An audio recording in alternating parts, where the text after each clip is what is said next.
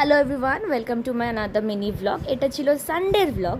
আমি, আমার মা আর আমার যে ফ্রেন্ড অনুরাগ, ওর মা, আমরা তিনজন ঠিক করেছিলাম মহোৎসব ঘাটে যে মেলাটা হচ্ছে আর কি, দণ্ড উৎসবের পরে হয় 7 দিনের জন্য এই মেলাটা। তো এই মেলাটা থেকে একটু ঘুরে আসবো। তো আমরা ওই 6টা সাড়ে 6টা নাগাদ বাড়ি থেকে বেরিয়ে পড়েছিলাম।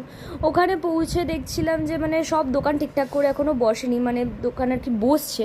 তো আমরা আস্তে আস্তে হেঁটে আগিয়ে গেছিলাম হলো গঙ্গার ঘাটের দিকে। তো ওখানে গিয়ে মহাপ্রভুর দর্শন করলাম।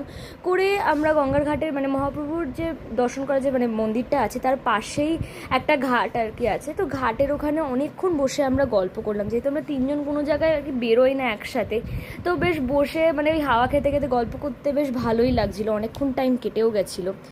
তো ফেরার সময় আমি আর আন্টি একটা দোকান থেকে কাশ্মীরি ব্যাঙ্গেলস কিনলাম। এই এটা একদম ঘাটের সামনেই দোকানটা বসেছিল, বেশ বড় দোকানটা।